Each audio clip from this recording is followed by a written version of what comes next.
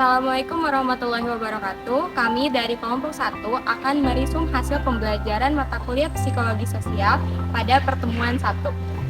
Psikologi diakui sebagai ilmu ketika Wilhelm Wundt mendirikan sebuah laboratorium psikologi di sebuah Universitas Leipzig, Jerman, sekitar pada tahun 1879. Lalu psikologi diakui sebagai ilmu, kenapa? Karena psikologi sudah memiliki unsur-unsur pembentuk ilmu. Unsur-unsur pembentuk ilmu sendiri yaitu SUMO. SUMO singkatan dari Sistematika, Universal, Metode, dan Objek. Nah, SUMO ini yang pertama ada S itu artinya sistematika. Nah, di sistematika itu terdapat kategorisasi. Yang kedua itu universal, artinya menyeluruh. Emosi yang berlaku menyeluruh pada manusia. Nah, yang ketiga itu M, metode. Metode ini dibagi menjadi dua, ada eksperimental dan non-eksperimental. Kalau eksperimental ini itu diberikan apa? Diberikan perlakuan, sedangkan non-eksperimental itu apa adanya. Contohnya studi kasus, observasi, ataupun survei. Nah, yang keempat ini objek. Objek dalam psikologi yaitu manusia. Objek dibagi menjadi dua, ada material sama formil. Kalau material ini yaitu pokok permasalahannya, sedangkan kalau yang formil itu batasannya. Menurut Dahler, ada 4 cara untuk mempelajari psikologi yang bisa kita singkat jadi OEB. Yang pertama adalah observasi. Di sini kita mulai mengamati tingkah-tingkah laku manusia di sekitar kita, baik itu keadaannya ataupun perasaannya.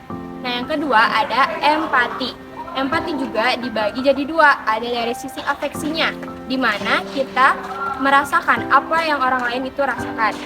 Nah, yang kedua ada dari sisi perilakunya, di mana kita tidak melakukan hal-hal yang kita tidak sukai ketika orang lain melakukannya kepada kita. Lanjut ke nomor 3, yaitu berdialog. Berdialog itu adalah proses bertukar pikiran dengan orang lain untuk mencapai suatu kesepakatan atau persetujuan pendapat. Lalu yang berikutnya adalah introspeksi. Introspeksi adalah proses merenungkan diri dari kelemahan kita, keunggulan kita, dan apa-apa saja yang harus diperbaiki dari diri kita sendiri.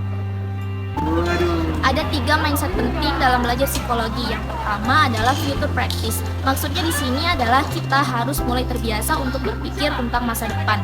Lalu yang kedua ada growth mindset.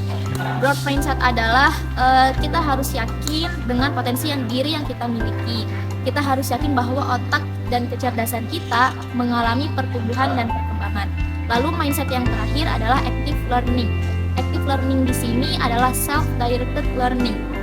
Maksudnya kita sebagai pelajar atau pembelajar bertanggung jawab penuh terhadap proses belajar yang kita lakukan. Kita harus memaksimalkan media dan sarana yang tersedia secara maksimal untuk belajar secara mandiri.